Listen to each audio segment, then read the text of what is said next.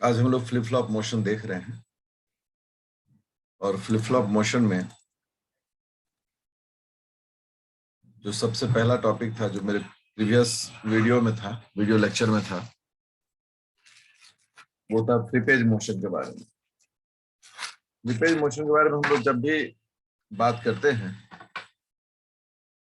तो वो होता है कि ऊपर से नीचे का आना, है ना। मतलब ऊपर वाला मोनोलेट से नीचे वाले मोनोलेट में फॉस्फोलिपिड का आना। देखिए, इसको कई टर्म से, मोनोलेयर, लिपलेट, ये सब टर्म से इसको लोग ये करते हैं, रिप्रेजेंट करते हैं, आउटर एंड इनर मोनोलेयर। उससे कोई बहुत परेशान होने वाली बात नहीं है। तो फ्लिप फ्लॉप मोशन में अभी हम लोग देख रहे हैं फ्लिपेज को। तो फ्लिपेज के बारे में हम कहते हैं ये पी टाइप एटीपीएज है, ठीक है। सबसे पहला पॉइंट होता है। और ये phosphatidyl choline, phosphatidyl serine and phosphatidyl ethanolamine, serine and phosphatidyl इथेनोलामाइन,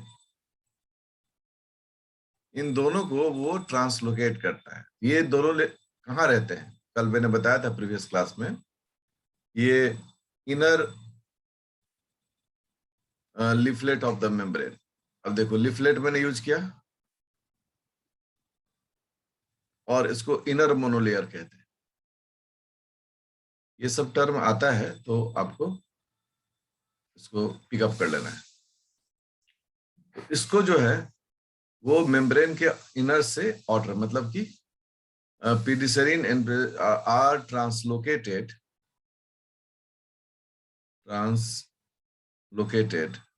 है ना। इन दोनों का ट्रांसलोकेशन इसमें होता है। वहीं पर अगर आप देखें कि किस तरह के मेम्ब्रेन में इसका होता है, जैसा मैंने बताया था, ये एंडोप्लाज्मिक रेटिकुलर मेम्ब्रेन जो है, इसमें इसका स्टडी सबसे ज्यादा किया गया। एंडोप्लाज्मिक रेटिकुलर मेम्ब्रेन में क्या होता है? जैसे मैंने कहा, एंडोप्लाज्मिक रेटिकुलम में सिंथेसिस ऑफ फॉस्फोलिपिड होता है, सिंथेसिस ऑफ फॉस्फोलिपिड। अब ये जो सिंथेसिस ऑफ फॉस्फोलिपिड होता है, ये कैसे काम करता है? ये बना कहां पर? ये बना अंदर में। और इसको ट्रांसलोकेट कहाँ करना है? इसको ट्रांसलोकेट करना है प्लाज्मा मेम्ब्रेन में। तो यहां पर एक हमको साइंस समझने की जरूरत है। ये मेम्ब्रेन का पोजीशन बता रहा है कि आपको अलग अलग लेयर में अलग अलग लिपिड्स हैं, और आपको फ्लिप फ्लॉप मोशन से इन सबको एज पर द नीड अलग अलग लेयर में ले जाना है, ठीक है। फ्लिप फ्लॉप मोशन जो होता है,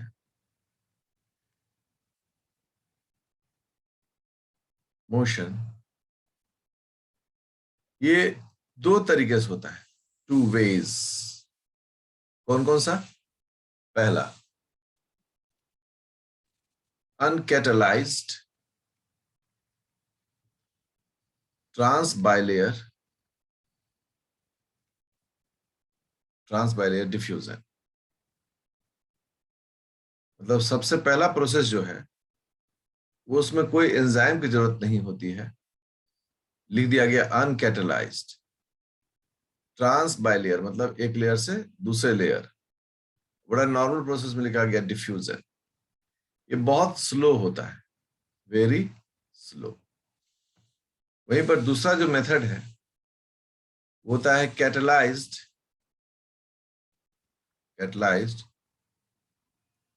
ट्रांसबाइलेयर डिफ्यूजन।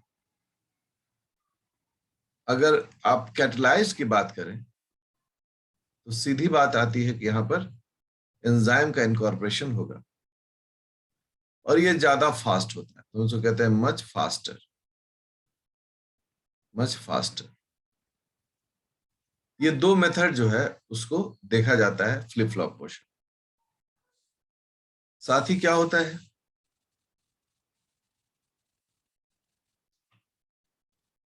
कि जो रेट है, रेट अलग अलग जगहों पर वेरी करता है। जैसे एक एग्जांपल हम दिखाएं आपको, जिससे हम एग्जांपल को बता भी रहे थे। In the membrane of endoplasmic reticulum, endoplasmic reticulum का अगर मेम्ब्रेन हम इसको देखें, ठीक है ना, तो देखिए ग्लिसरो फॉस्फोलिपिड्स, ग्लिसरोफॉस्फोलिपिड्स जो है ये कहाँ सिंथेसाइज होते हैं? तो दे आर synthesized synthesized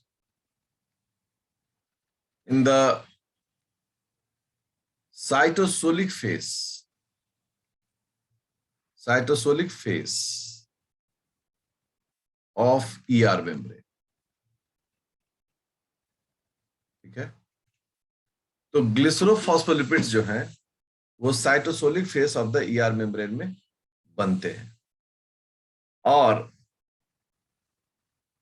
जो स्फिंगोलिपिड्स हैं ये ल्यूमिनल फेस में बनते हैं। सेकेंड होता है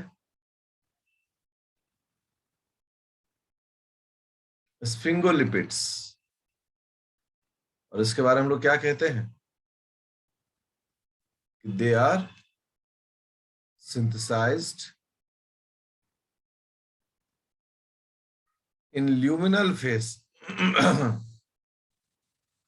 luminal phase of endoplasmic reticulum membrane.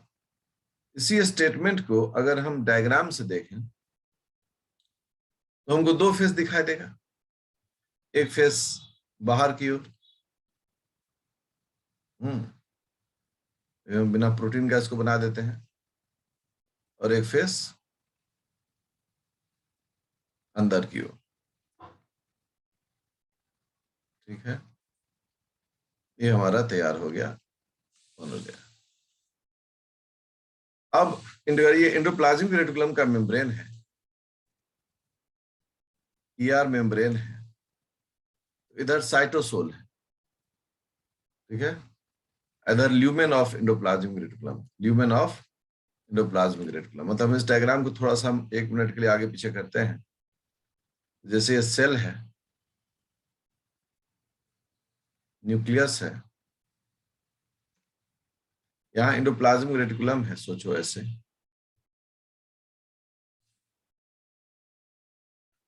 ठीक है ना, इसका दो फेस है, एक बाहर का फेस है और एक अंदर का फेस है। ये जो अंदर का फेस है इससे हम लोग बोलते हैं lumen of ER, endoplasmic reticulum का ल्यूमेन।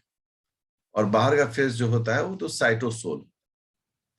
ऑब्वियसली इसका जो आउटर फेस है वो साइटोसोल है, ल्यूमेन का ल्यूमिनल फेस जो है वो इनर है। इसी चीज को यहाँ दिखाया गया है। ये जो है ये आउटर मोनोलेयर है।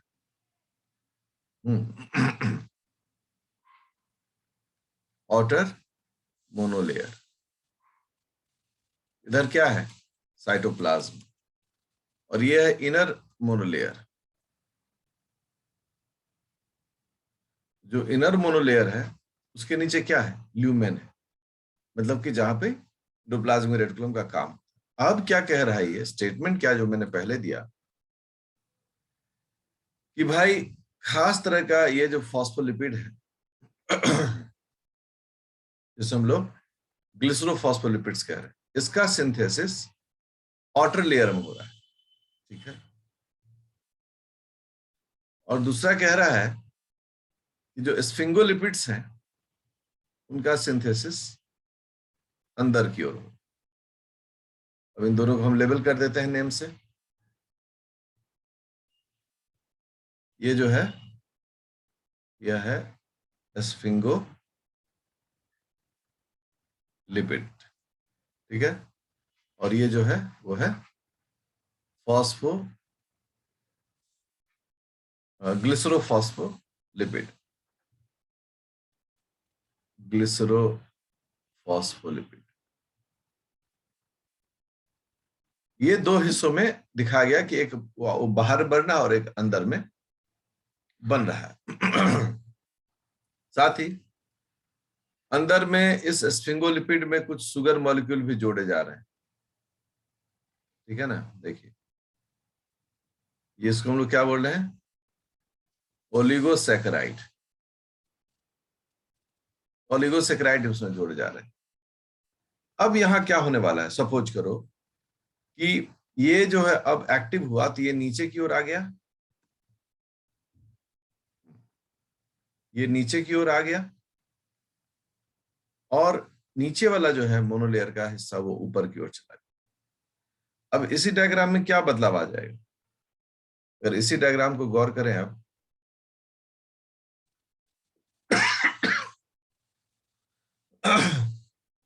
तो स्थितियां बदल जाएंगी। अब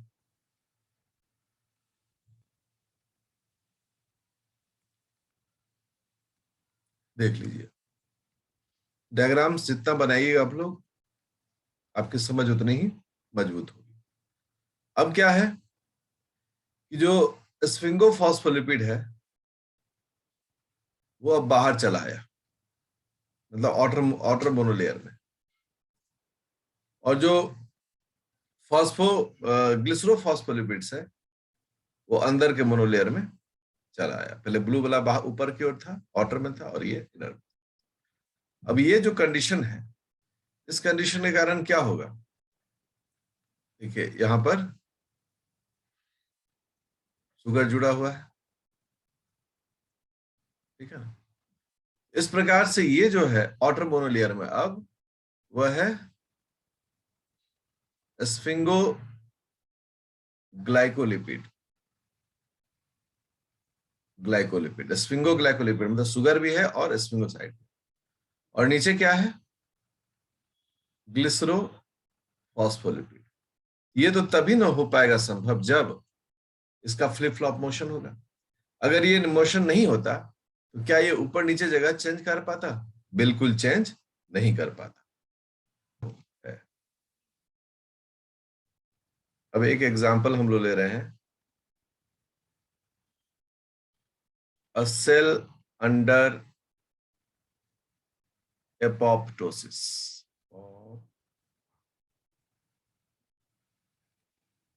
एपोप्टोसिस का मतलब होता है programmed cell death. Programmed cell death कहने का तात्पर्य है कि हर एक सेल का अपना एक उम्र तय रहता है, 10 दिन जिएगा कि 5 दिन जिएगा कि 50 दिन जिएगा। जैसे वो समय सीमा पूरी होती है, सेल जो है धीरे धीरे अपने आप को डेथ प्रोसेस की ओर ले जाता है, that is called apoptosis. So it is programmed, ये रैंडम नहीं है, ये प्रोग्राम्ड सेल डेथ होता है। नॉर्मल हेल्दी सेल को जब लोगों ने स्टडी किया, देखा गया कि एक हेल्दी सेल में जो फॉस्फेटिडाइल सेरीन होता है, जो उसको हम लोग नेगेटिव चार्ज मान लो बता रहे हैं, और ये फॉस्फेटिडाइल सेरीन है, ये नीचे वाले मोनोलेयर में होता है, ठीक है। ये हेल्दी सेल है, हेल्दी सेल। लेकिन जब सेल एक एपोप्टोटिक फेज में चला जाता है, एपोप्टोटिक सेल, लोगों ने देखा कि इसमें वही जो सेरीन है,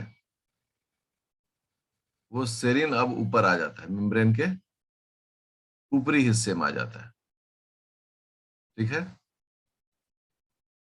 तो लोगों को बड़ा आश्चर्य हुआ कि ऐसा कैसे हो जा रहा है कि जो मोनोलेयर इनर मोनोलेयर में है, उसको हम लोग बोल रहे हैं इनर मोनोलेयर, इसे हम लोग कह रहे हैं आउटर मोनोलेयर। ऐसा कैसे हो गया कि ये जो सेरीन है, फॉस्फेटिडाइल सेरीन, पीडी सेरीन, जिस पर नेट चार्ज -1 होता है, यह ऊपर की ओर चला गया। और इसके ऊपर जाने से क्या होता है, देखा कि ये एक प्रकार का सिग्नल होता है जो जो ये जो सिग्नल है ना, माइनस चार्ज सेरीन है ना, ये एक सिग्नल देता है जिसके कारण ट्रिगर होता है। क्या ट्रिगर होता है? एपोप्टोसिस।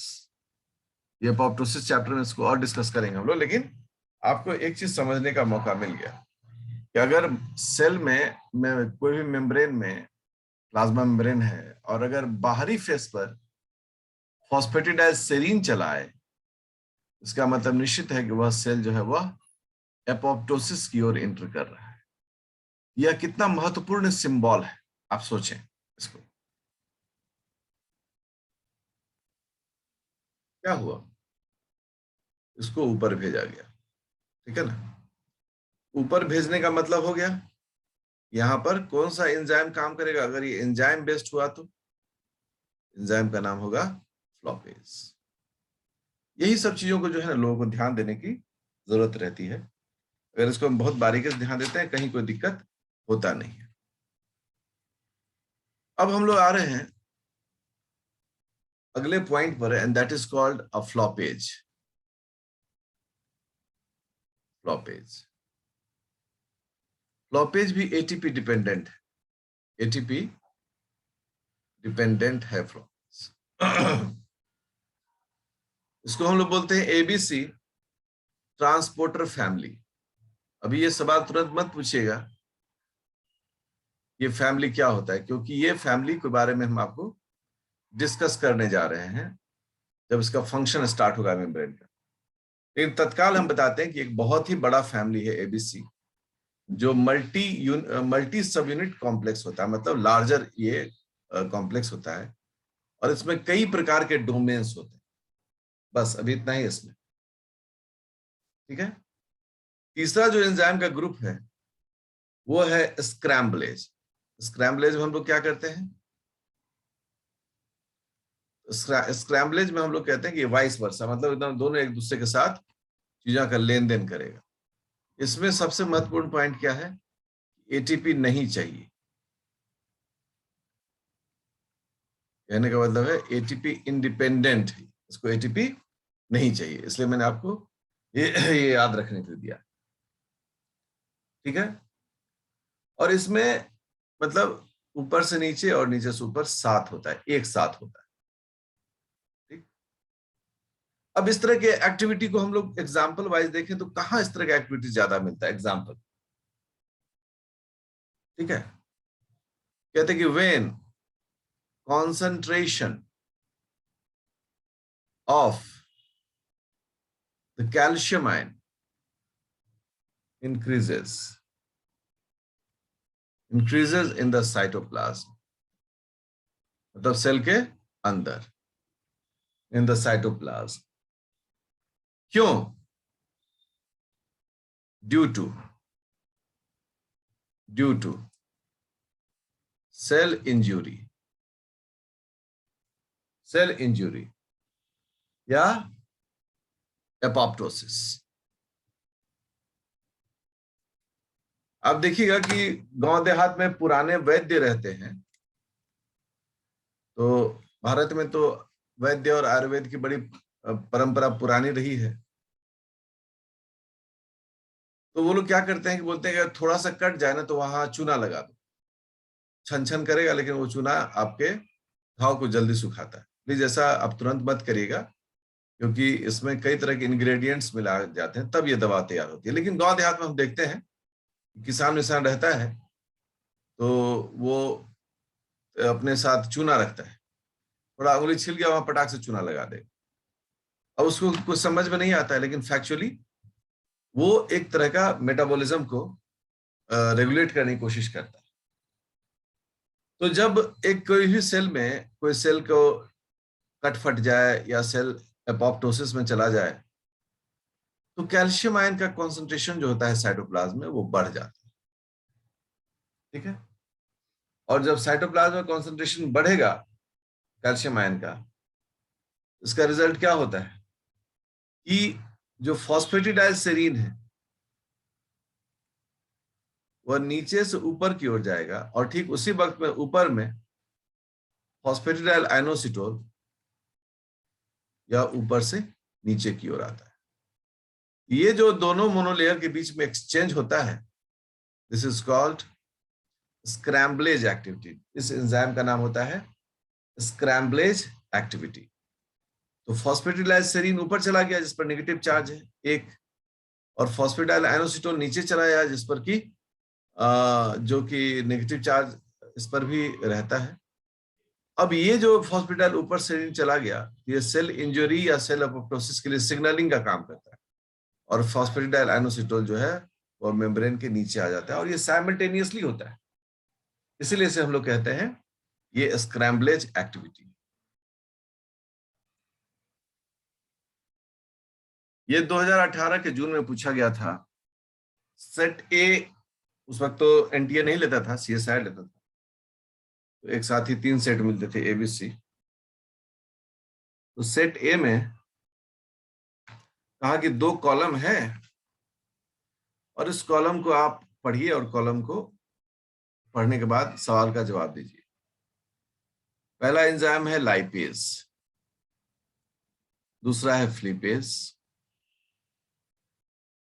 और तीसरा एंजाइम जो है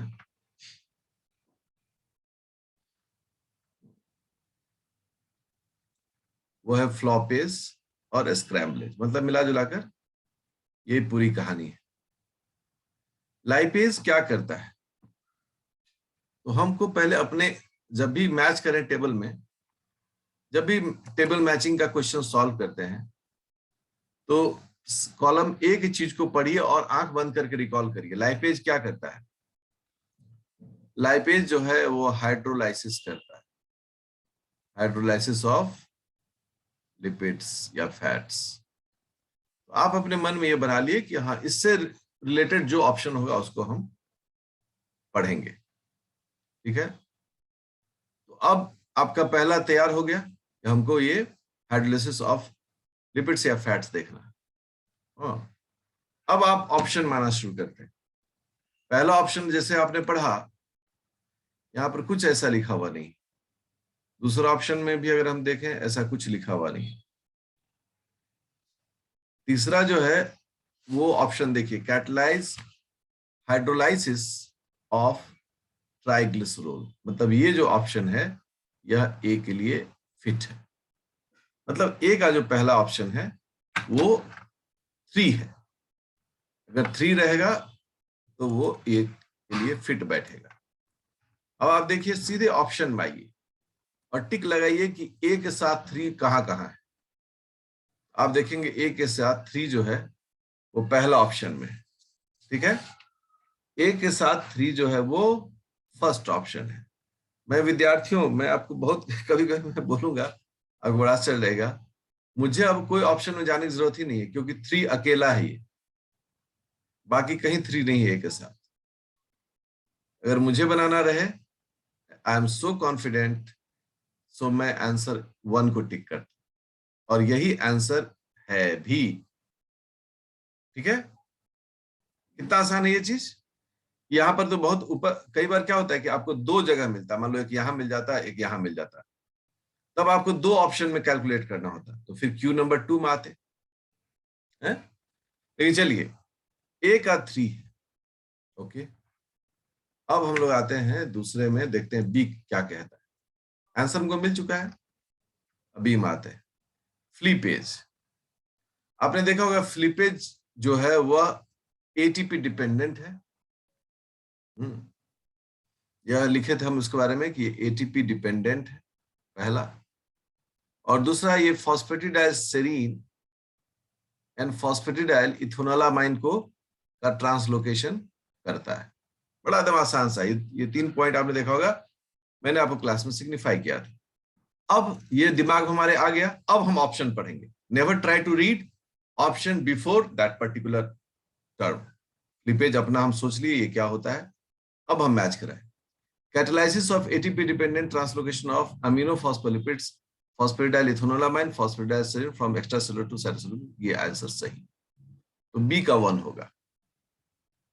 ठीक है, इसमें आपको 2 चीजों पर ध्यान देना होगा। पहला, ये क्या कह रहा है, और दूसरा कहां से कहां। ठीक है, cytosolic leaflet to plasma membrane, क्योंकि हम सब जानते हैं ये दोनों जो होता है वो मेम्ब्रेन के अंदर वाले हिस्से में होता है, तो साइटोसोलिक लीफलेट होगा और उसको कहां भेजेगा, बाहर वाला में, that is called plasma membrane. तो हमारा ये भी ऑप्शन जो है एकदम सटीक बैठ गया। अब तीसरे की ओर जाते हैं, ठीक है ना, उसको पढ़ते हैं। सी है फ्लॉपेज। तो फ्लॉपेज जो है उसका क्या काम है? फ्लॉपेज जस्ट फ्लिपेज का उल्टा काम करता है, रिवर्स वर्क करता है। तो अगर इसमें हम आवे फ्लॉपेज में, तो पहला ऑप्शन, और ये अब देखें दूसरा ऑप्शन में क्या होता है। फ्लॉपेज भी एटीपी डिपेंडेंट, हम यदि अपने दिमाग में रखते हैं, याद आता है तो हमको भी याद आता है कि ये एटीपी डिपेंडेंट एबीसी ट्रांसपोर्टर है ये। और तीसरा है क्या, ये ऊपर से नीचे की ओर ले जाता है। कैटालिसिस ऑफ एटीपी डिपेंडेंट, ठीक है भाई। Plasma membrane phospholipids from the cytosolic to extrasolic, मतलब ये ऑप्शन बी जो है उसके लिए 2 फीट। और जो थर्ड, जो फाइनल हमारा स्टेटमेंट, दैट इज स्क्रैम्बलेज कैटलाइज्ड। अब तो एक ही ऑप्शन बचा है, तो हम सीधा पढ़ते हैं इनके बारे में। इनके बाद catalyse the movement of any membrane phospholipid across the bilayer on its concentration gradient. इस प्रकार से ऑप्शन नंबर 1 जो है वो एक्यूरेट ऑप्शन दिखता है इसमें, और वो सबसे फिट ऑप्शन। ये इस तरीके से क्वेश्चंस